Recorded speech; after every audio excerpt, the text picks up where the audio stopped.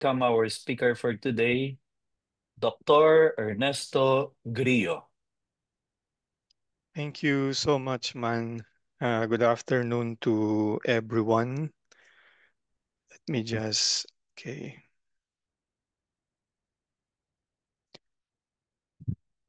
So we will now formally begin and take a look at the topic for today. The topic that was assigned to me by Man has something to do with probably the cornerstone of a mentoring program because it talks about the role of the principal, the department head, veteran teachers in forming the teachers in character education. So we will talk about mentoring, how to mentor other teachers in character education. So I would like to welcome all the participants to this particular session, second day of a long series of seminars. And I would like to start by taking a look at the word mentoring, the concept of mentoring. Of course, we all know that when we talk about mentoring, we go back to the Greeks, the Greek tradition. But I would like to start by citing recent memory. And the recent memory is basically 1970s, late 70s. So the fascination with mentoring and it captured the modern imagination started with Daniel Levinson when he came up with a study and he highlighted the importance actually of relationships. Relationships play a crucial role in human development. And he said, when you talk about the well being, the growth, the development of an adult, you have to take into consideration the role of a person. A certain person who is more experienced, who has more expertise than that particular person who is called a mentee. And this person is the mentor. And in the work of Levinson, he highlighted three very important roles of a mentor. So we will now take a look at them. And the third one is very, very familiar to everyone. He said, number one, the mentor is a coach. So meaning to say, the mentor is a developer of a set of skills. Whether okay, we are familiar with it because when we talk about teaching, we talk about learning, we talk about classroom management skills, not only knowledge. So these are very practical skills. He also asserted that when you talk about a mentor, the mentor is a guide. So he sets the direction, or rather, he facilitates the setting of the direction. So when he chats, when he talks to the mentee, he facilitates the direction of what the mentee is trying to achieve. But I think more importantly, in that particular study of Levinson, he said, and we all know that this is very important, that the mentor is a teacher. And in this particular point, he highlighted the importance of relationships vis-a-vis role modeling. So he said, it is important for the mentee to be able to not only to listen, not only to learn, not only to understand, but to watch the mentor and actually imitate the mentor. So therefore, after this particular study, mentoring became a big hit. And when we talk about mentoring, we have a common image of mentoring. Actually, this particular symbol, if you might call it, or image, represents what mentoring is all about. And this is the chat. Because mentoring takes place in a particular time, in a particular context, in a particular setting, or a particular place. Probably in some schools, it could probably take place in a small room inside the faculty room, or even probably in one of the benches along the corridor. Or maybe mentoring could take place outside of school hours. wherein, I don't know, probably the mentor and the mentee will take coffee together and talk about important things. But let us try to take a look further and deeper into this particular point regarding the image or the symbol of mentoring. Because we realize then that mentoring is conversation. It's a truthful conversation. It's an intentional conversation. It's a purposeful conversation. And later on, we will expound on that particular point. And in fact, we will take a look at some research results, why conversation between the mentor, the teacher mentor, not the tormentor, but the teacher mentor and the teacher mentee is crucial in a school setting, particularly in the context of teaching and learning character. So let's dig deeper, just like Sherlock Holmes, and look into what mentoring is all about. Besides, it's a dialogue, it's a conversation, it's a chat. There are certain initial clues, and I would like to come up with two very important clues. Number one, like a detective, mentoring is development. It talks about people development. And later on, when we take a look at the dimensions of mentoring, we will talk about two very important dimensions or aspects of teacher development: professional development, and let us not forget, especially in the age of AI, in the age of mental health concerns or well-being, we talk about personal development. So it is about people development. The other one, which is as important, or rather, which follows from people development, is people development could only occur when a more experienced person, a person who has more knowledge and skills, okay, provides help to someone to achieve important, something that is important to him. So remember, something that is important to the mentee, something that is important to the novice. So therefore, when we talk about mentoring then, at the center of the conversation is the teacher. What is important to the teacher? So here, certain concepts probably in education come into the picture. Like for example, number one, we talk about identity. That when we form a teacher, when we train a teacher, when we develop a teacher, we have to be conscious of the fact that we have to develop the identity of that particular teacher. And therefore, if we concentrate on identity, then he has to be empowered. There has to be empowerment. He has to participate in planning, in decision making, in action taking, etc. And so we are now, we now have a very clear idea of what mentoring is all about. It's about developing the teacher. And that particular development is facilitated by someone who is more expert than him, who has more experience than him, or in other words, who understands the school context more than that particular teacher. Okay, it takes place in the context of a chat, in the context of a conversation. And that particular chat or conversation is actually the learning environment. It's just like the classroom. Therefore, it has to be conducive, it has to be trustworthy, etc. And the focus of that particular chat or the conversation is the development of the teacher. And the teacher participates actively in that particular reckoning of his own development. So I would like now to pose a question, reflection point number one. Because of lack of time, maybe we can only give you 15 seconds to think about this one.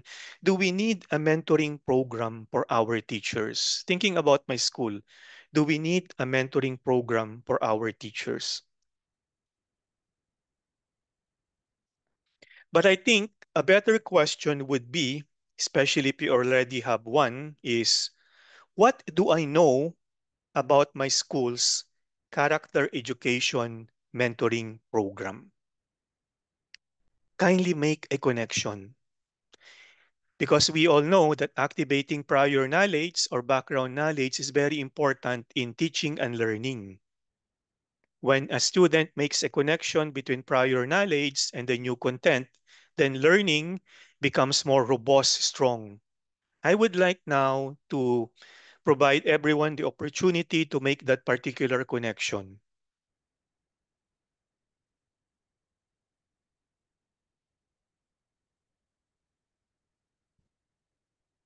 All right. Okay.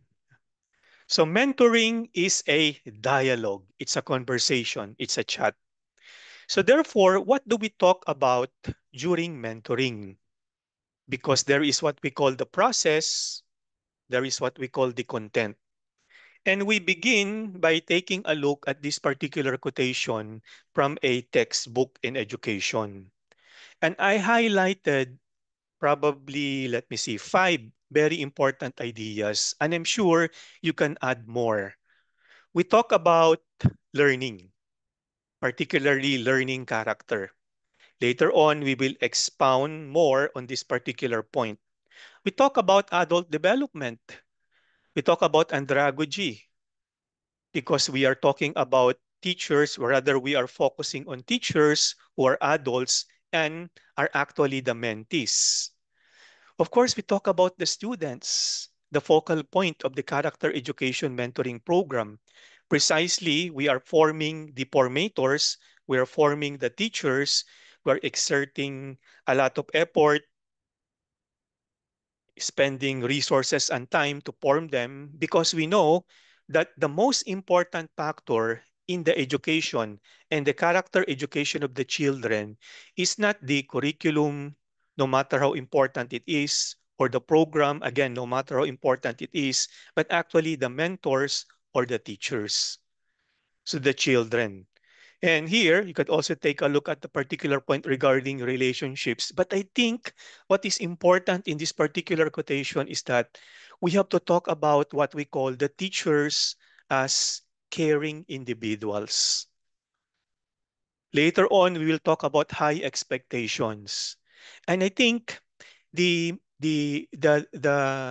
phrase that best summarizes a caring individual in the context of the school is what we call the warm demander. Because the teacher, as a warm demander, okay, has high expectations for the students. But at the same time, he provides them with high support. So it's basically warm demander, high expectations, high support.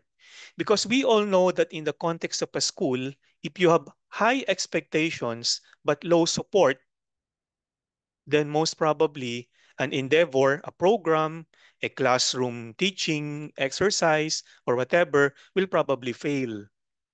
But if you have, or the other way around, if you have low expectations and high support, it does not make sense because the students will no longer need the high support because of the low expectations.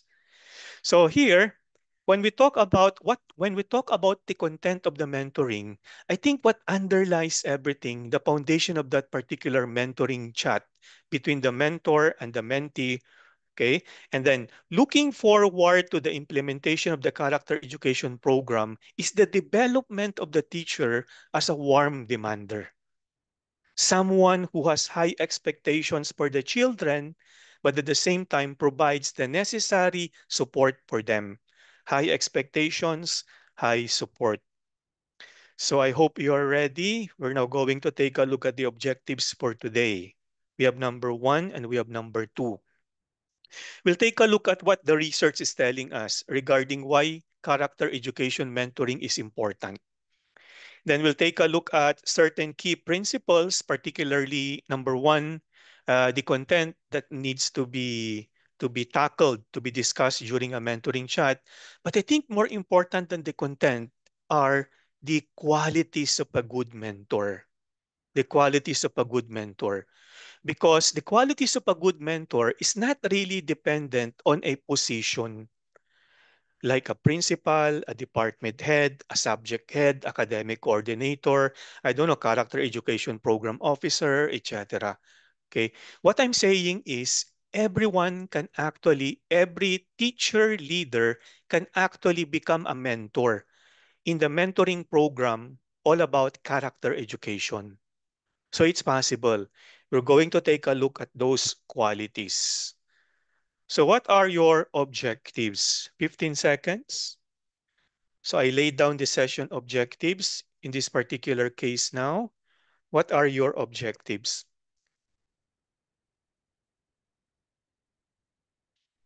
But I think more importantly, if you know someone in this particular session, neighbor nudge, send a note to him or to her, okay, 25 seconds. Share your ideas about your personal objectives.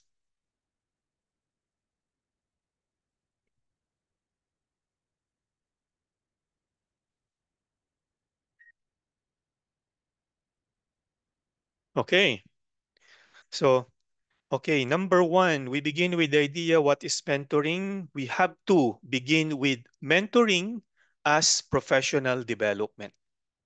We have to take a look at the lens, we have to take a look at mentoring from the lens of teacher professional development. So the goal is to improve the teacher.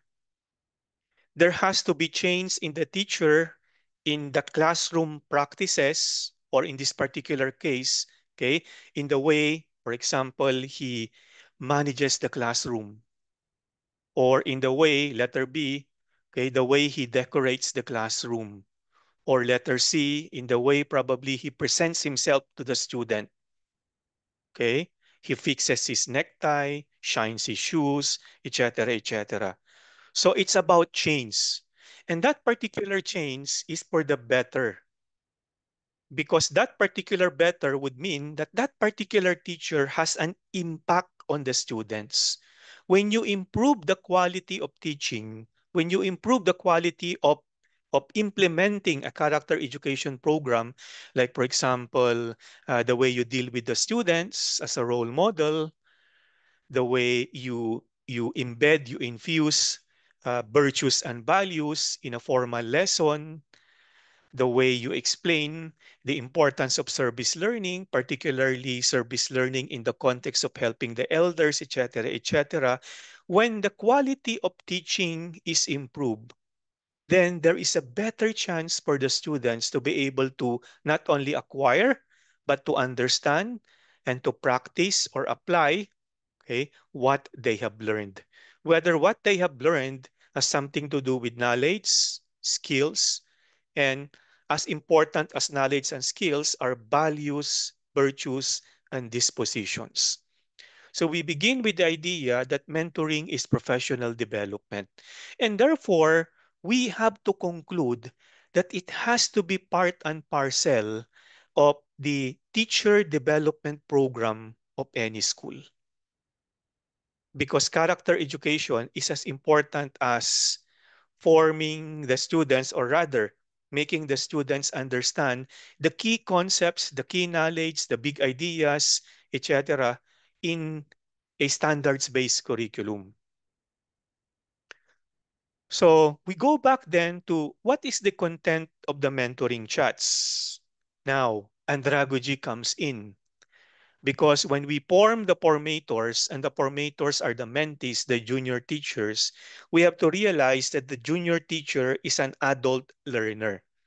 And we have to imagine, we have to analyze, we have to specify what are the knowledge, skills, values, dispositions that a novice teacher needs in order for that particular teacher to be successful in your school. And I know each school is different from one another, precisely because of the differences in the philosophy of education, the mission, the vision, the core values, etc. So, meaning to say, when we take a look at the content of the mentoring chat, we have to focus a laser light focus on who the student is, or who the mentee is. And that particular person, the mentee, is actually someone who is probably on his first year, or first 3 years of teaching, or even 5 years of teaching. So we have a junior faculty member. So we have to think about content, for example, like number one, does he understand the mission and vision of the school? Number Number two, the SILIB, the core values of the school. Number three, what are certain interactive learning-centered pedagogies that actually are related or aligned directly to the character education program of the school, particularly in empowering our students. So how can he improve in these interactive pedagogies? Or for example, number four, how does he manage his classroom? Does he manage it in such a way that he becomes authoritative rather than authoritarian? Because we all know that when we talk about this style of classroom management, what works best in promoting character development is authoritative rather than laissez-faire or authoritarian. So content of mentoring chats. Reflection point number three before we proceed. What else? What will be the focus of the chats? But I think more important than this particular reflection point number three is a shout out. You may write them down if you want. Okay. Shout out three important topics that may be discussed during a teacher mentoring chat on character education. So your initial ideas. Then later on, we'll take a look at what an expert, okay, especially someone who is endorsed by Mr. Rentoy, Catalyst, okay, will want you to include as content in those chats.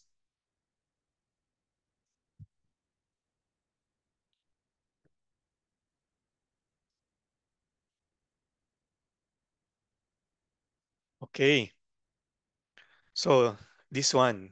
So Catalyst, care of Mr. Rentoy.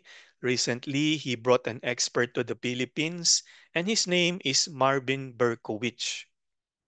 The book, a classic, an award-winning book, is primed for character education.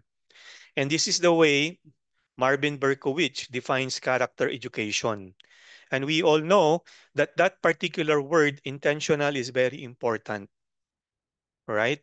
Before we go inside the classroom, before we teach, we write our lesson plan.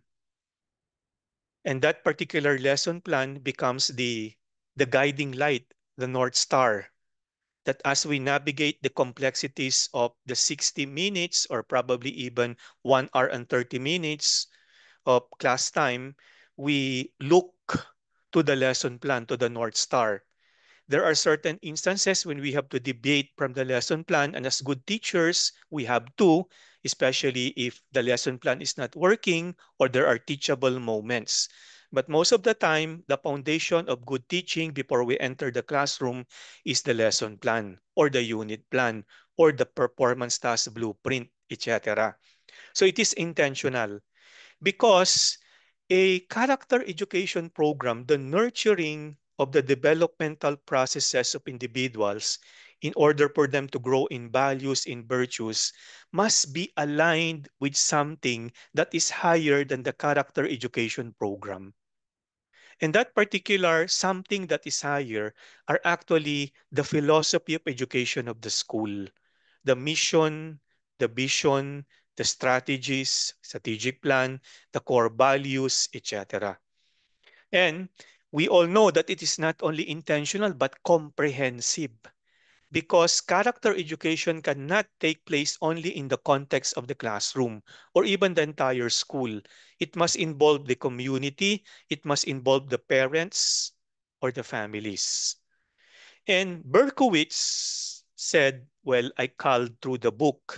Okay, there are other ideas there. I listed them down. Number one, number two, number three, number four, number five, number six, number seven, number eight, number nine. I'm sure if you read the book, you will be able to pick up or pick out or locate many of these concepts, these big ideas, these macro skills, etc. Okay, and using the context of your own core values or philosophy of education of your school. But in this particular point 10, I would like to name the six. Mission and vision, definitely. Interactive pedagogical methods because it celebrates the learner. It places the learner at the center of everything. Everything that we do has something to do with the learner, with the children, with the students. And therefore, there's a paradigm shift. We are no longer concerned so much about teaching, but actually learning. And then you have citizenship, civic education, something that is very close to my heart, which is service learning. Then you have what we call the teacher as the curriculum. The most important curriculum in the school is not actually the documents, not actually the standards and the benchmarks, but especially in the context of character education, the most important curriculum is the teacher. So role modeling.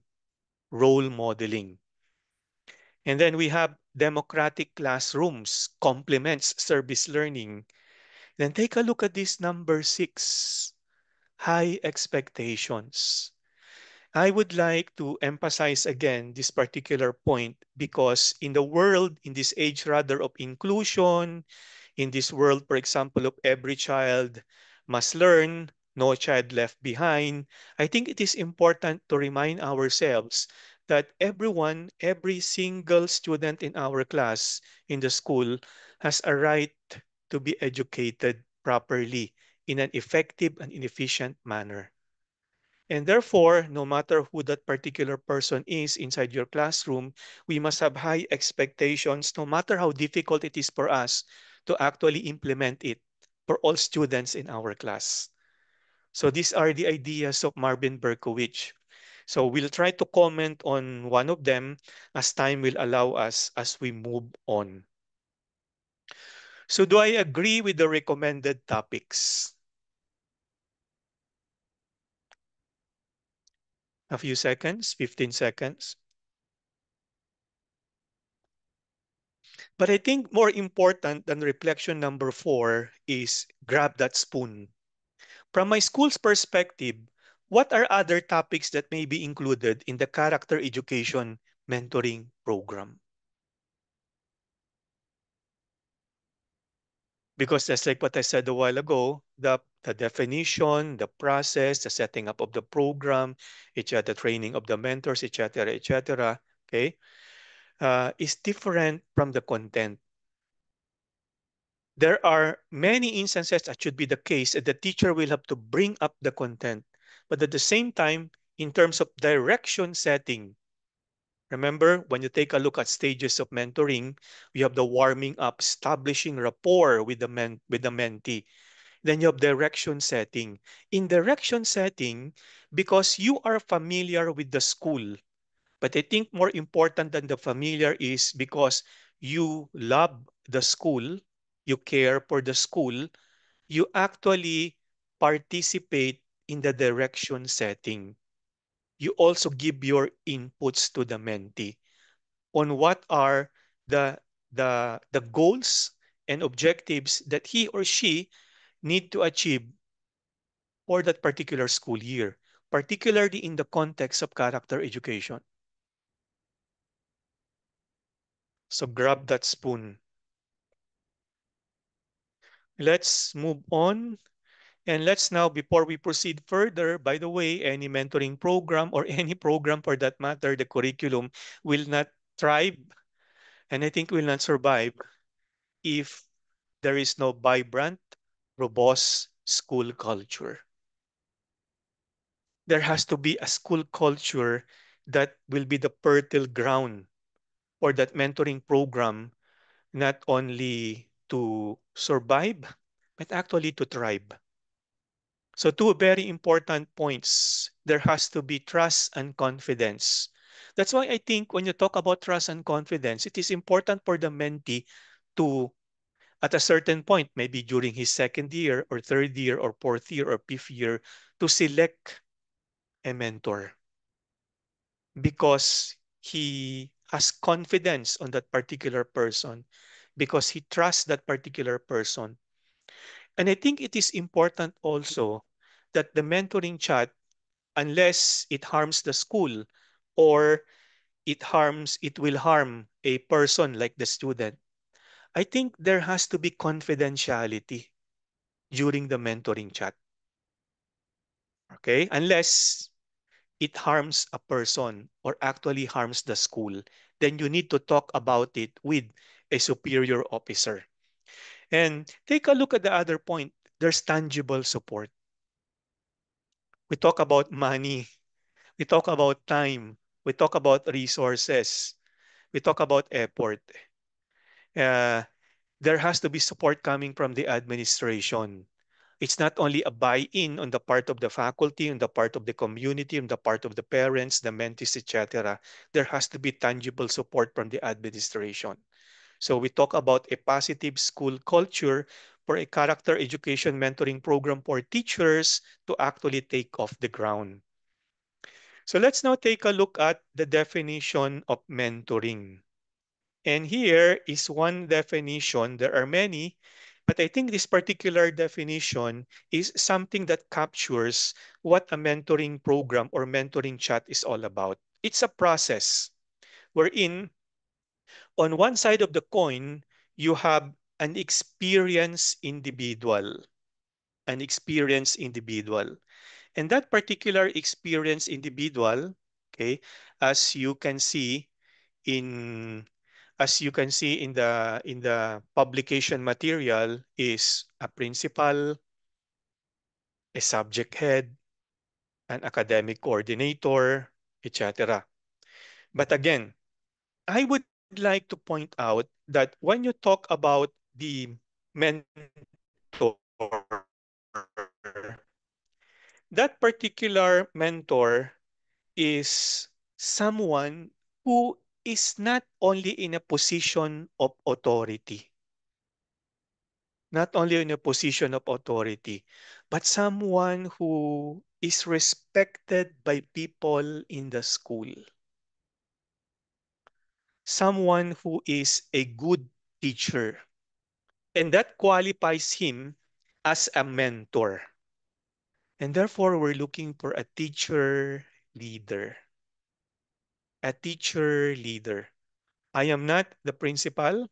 I am not the subject head. Can I be a mentor? Yes, because you teach well, because you are trusted by teachers, because you are respected by teachers, etc. And you can actually, okay, encourage, you can actually role model, you can actually explain, you can actually make someone understand, okay, everything that the school considers important in that personal and professional development of the mentee. So this is mentoring. We move on, and therefore, okay, when we take a look at that particular mentor, he is someone who is an expert. Well, he has more expertise, okay? He has more experience. He cares for the school. He loves the school, okay? He's someone who is respected, and therefore he can give something that he actually possesses. Because when you talk about a mentor, just like a teacher, you cannot give what you do not have. Then we move on, and therefore, if that is the case, we have to look for those teachers. We're looking at a core group. And this is actually the task of that particular person in charge of the professional and personal development program of the teachers, especially when we factor in character education. How do we identify? How do we develop? And more importantly, how do we motivate? How do we support? How do we engage that group of faculty mentors who are committed because they love the school to the school's mission and vision? And here, because they take seriously the heart and soul of what education is all about. And that heart and soul of what education is all about has something to do with teaching, and more importantly, because we're focused on the students, learning character. So teaching and learning character. So how do we identify, develop, motivate, support, engage that particular group of faculty mentors. So reflection number 5 then talks about this particular question. Who are these teachers who could serve as mentors? Think about it.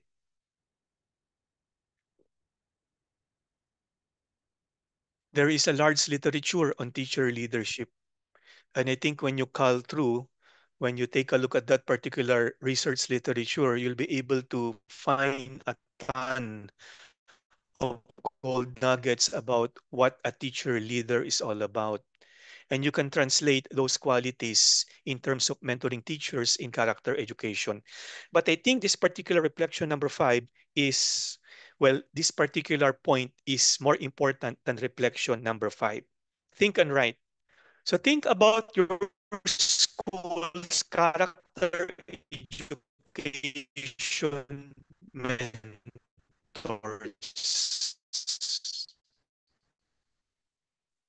focusing on your school in your own context, in your own backyard, in your own setting.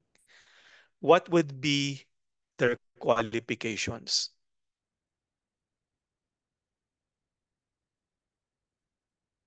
Remember, they will become role models. They will embody the core faculty members' qualifications. Okay, so why? Why do we need a mentoring program? Okay, I would like now to take a look at this particular point regarding mentoring program by looking at it from the prism or the lens of teacher wellness or teacher well-being.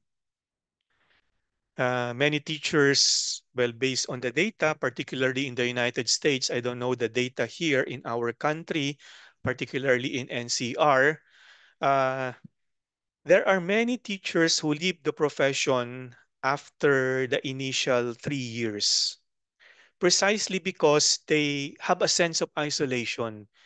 They don't know what to do. They don't know where to go in terms of support. They are left on their own, particularly in the context, for example, of classroom management, which is basically one of the areas of struggle of a new teacher. And therefore, when we take a look at a rationale for mentoring, we have to be very practical. And that practicality comes into the picture because we realize that when we talk about a new faculty, that new faculty will have to be inducted into a new system. And the induction should not only take place in a one-time, big-time fashion. Like, for example, a one-week teacher induction program. The mentoring program for teachers or forming the formators is a year-long induction program, particularly for the first-year teacher or even for the second-year teacher or the third-year teacher. Because we all know that before tenure, or before the teacher rather earns his or her tenure, the enemy, the sworn enemy, the number one enemy is isolation. Isolation. Okay? They are in a sink or swim situation. They have to be guided. There has to be a facilitator. There has to be someone who will precisely, right, coach, guide, and in certain instances or many instances, teach them. Teach them. There has to be someone who is willing and able to reach out to them. So reaching out to them. That's why when you take a look at the stages of mentoring, the first stage of mentoring is relationship building. It's warming up. It's having a good relationship before you take a look at direction setting. And the new teachers, they need a friend. They need a colleague who could be not only someone who will help them, but someone who will actually be a living example of someone who not only survived the trench warfare inside the classroom, if you want to picture it that way, but rather someone who not only survived, but who thrived. and became a legend, quote unquote, a legend. Because we all know that when we talk about the school culture, what do we talk about in a vibrant, in a robust, in a strong school culture? We talk about the good teachers. We talk about the legends in our teaching profession. All right? And we want to become a legend someday because we cannot have an impactful teaching life or teaching for impact, as Mr. Rentoy would always say, okay, unless we become a legend. So this is the rationale for mentoring from the perspective of the new teacher, particularly in this age of uh, particularly AI or well-being or mental health, etc. So it cannot be a sink or swim situation. So the answer, therefore, from the perspective of that individual teacher, okay, research tells us is very clear. Okay? Mentors were found to be the most significant agents in socializing into the school culture. Research is very clear. There is a positive impact of mentoring. And that particular socialization includes imbibing, understanding, and even applying and trying to live the core values of the school, what the school stands for, right? I think that is very important because I don't think you will be happy in a school that do not actually believe in. That you don't, for example, believe in the mission, the vision, the core values, or okay, that you don't know your colleagues, you don't know your your co-teachers, that you cannot actually work with them. The mentor comes into the picture. When a mentee, a novice teacher, a new teacher is assigned first year a mentor or chooses a mentor second year, probably third year or fourth year, etc., then that particular induction of the teacher, socialization of the teacher into the school culture becomes more robust. Okay? It has the potential for that particular teacher to basically understand what the school is all about. Now, let's take a look at it from the perspective of the entire school. From the school's perspective, why is mentoring important? Social significant agent for the individual teacher. From the school's perspective, it is important because this is now the opportunity to align the goals and the objectives, whether strategic goals or whether operational goals in terms of a grade level, in terms of a department, for example, in character education, with what is needed to be delivered, to be implemented, or in other words, to be achieved. So in the context of the character education program, right, there are certain goals, there are certain objectives, okay, and there are certain strategies. The mentor now will be of big help in that particular area, particularly in direction setting, and particularly in another level of mentoring. When that particular mentor starts to guide the teacher, provides the teacher with, I don't know, options, strategies, techniques, okay? Okay, certain ways of doing things in order for that particular teacher precisely to be able to contribute to the performance improvements in that particular school. Maybe it has something to do with number one, okay? Maybe, I don't know, teacher visibility. That particular teacher that maybe when uh, planning a lesson, checking quizzes, okay, he's already done with all of these things. Maybe he can go out, okay, and talk to some students, okay, or maybe or after a class, while on his way to the faculty room, teacher visibility, when a student runs after him and tries to talk to him, that particular teacher stays in the corridor and talks to the student and gives him some of his time. Or if he does not have the time, he tells the student, okay, I am free at 3:30 p.m. Maybe you can see me, etc. Or that particular performance improvement is not about teacher visibility, but teacher credibility. And that particular credibility maybe has something to do with the fact that, number one, I may have to attend certain professional development seminars in order to improve the way I use problem-based learning or project-based learning. Or I need probably to do some action research with my colleagues, etc., in order for us to be able to understand what this particular teaching method is all about, etc. So, from the school's perspective, it aligns with what the school wants. That particular mentoring program for teachers, forming the formators, is something also that the school wants and actually the school needs. So let's now go deeper into the perspective of the school. Actually, when you talk about the strategies, performance improvements, etc., etc., you have to go to that foundation. The foundation that we have mentioned a while ago, something to do with the mission and the vision. Why do we exist? Who do we serve? Okay? If the mission explains why the school exists, the vision is the long-term goal for the school. And I would like now, especially looking at your mission and vision, okay, what are your school's character education goals, especially aligned to the mission and the vision? But I think more important than this reflection point is this action plan.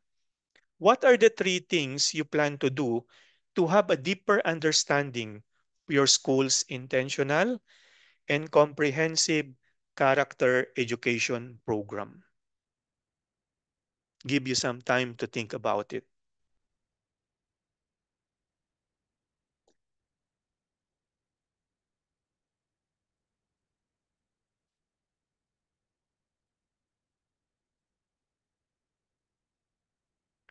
What are three things that I plan to do to have a deeper understanding of my school's intentional and comprehensive character education program, particularly the core values? Now, let's now take a look at dimensions of mentoring. I mentioned this before, but actually there are two dimensions of mentoring teachers in the context of the character education program. Number one, professional development. He has to be socialized. He has to understand the mission, the vision. Number two, the core values.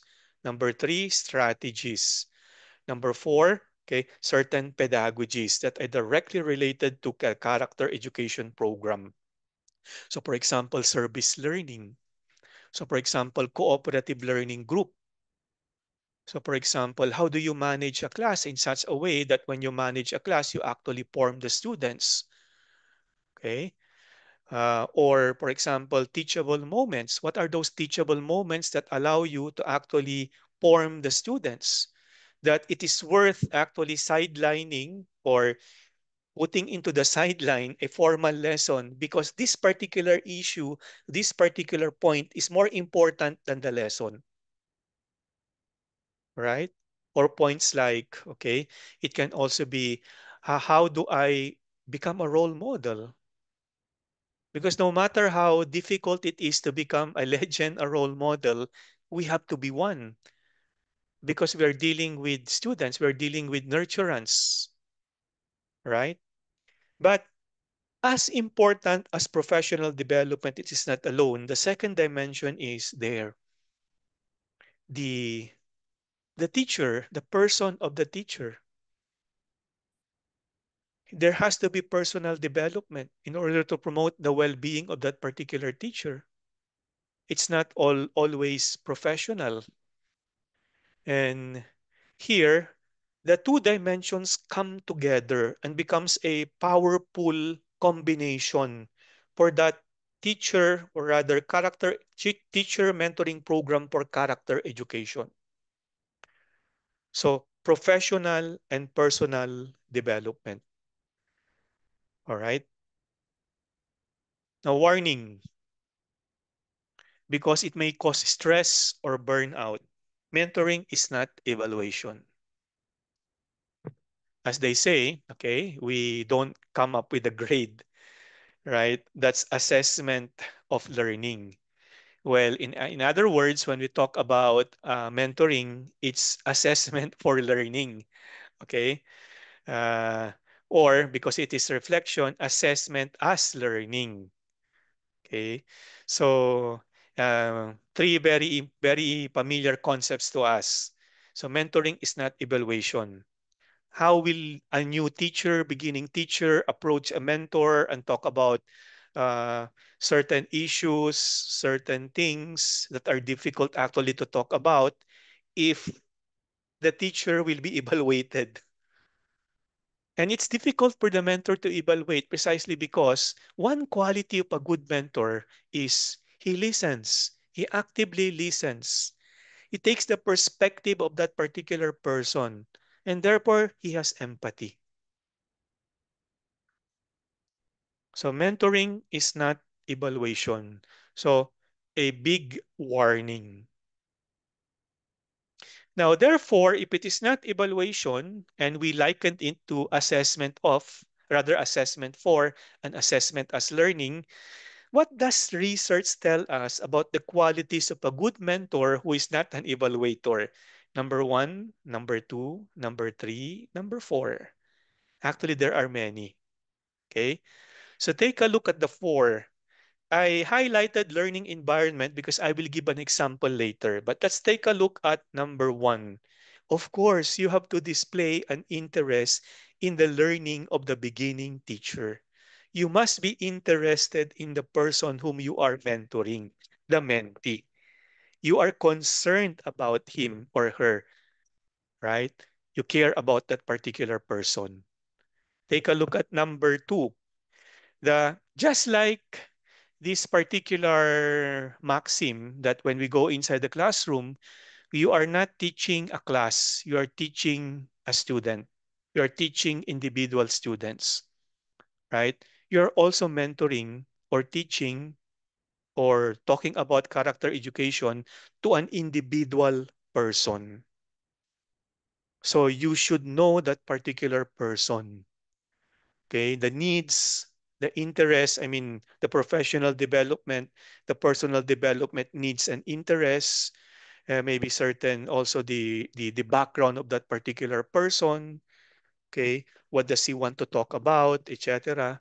And that is why I think it's very important that when you take a look at the mentoring chat, just like what I said a while ago, it can take place in the corridor, in the faculty room, and actually also in the cafeteria.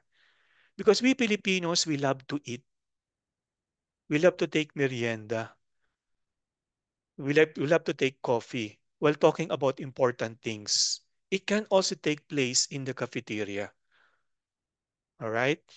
Then take a look at explains what is being done and why. He must be someone who understands the school. He must have invested, well, probably, I don't know, 5 years, 10 years in the school.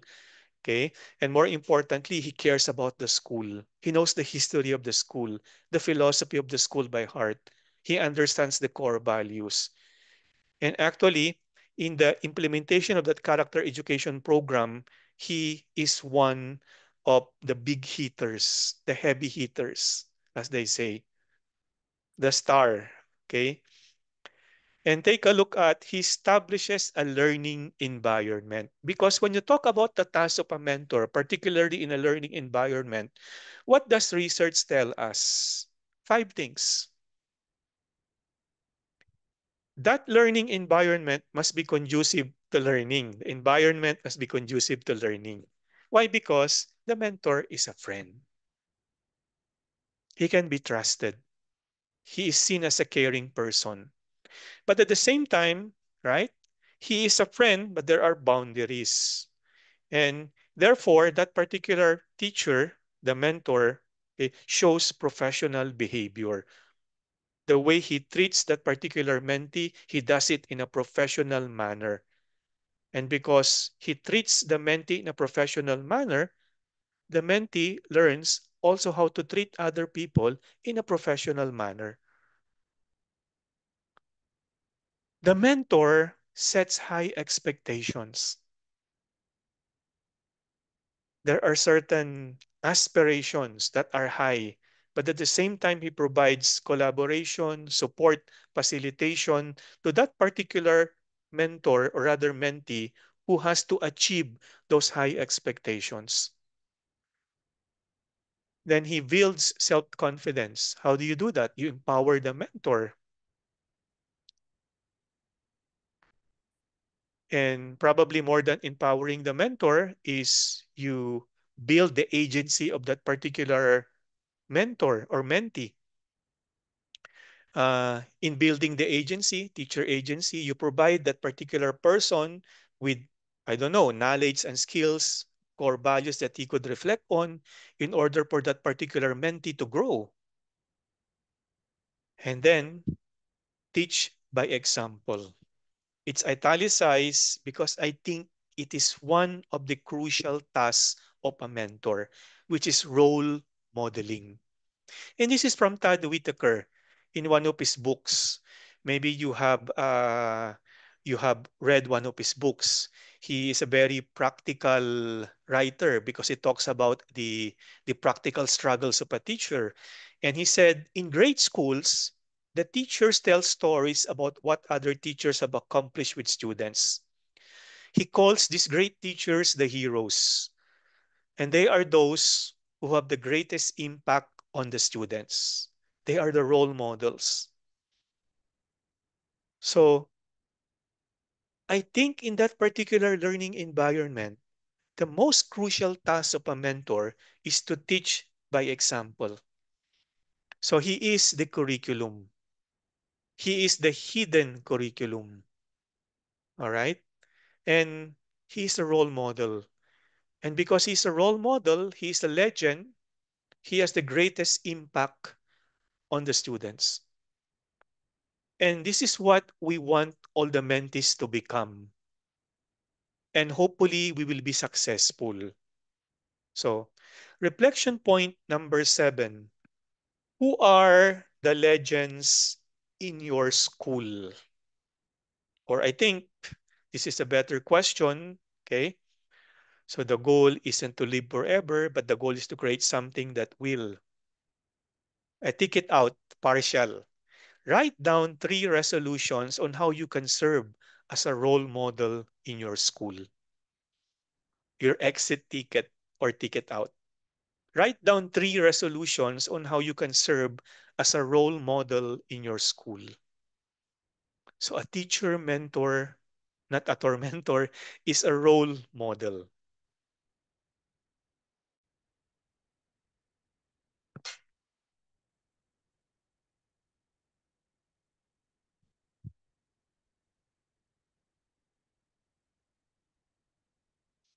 Okay. So let's now take a look at another idea because it's character education. This is research. I have a few minutes telling us about the achievements based on this particular research, the achievements of Chicago public schools when when when they were taking a look at identifying the great schools in the Chicago area.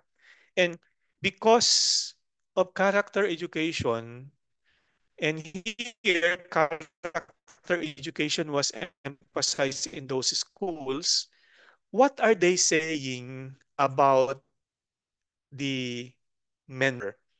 But using again the perspective of character education, and especially based on that particular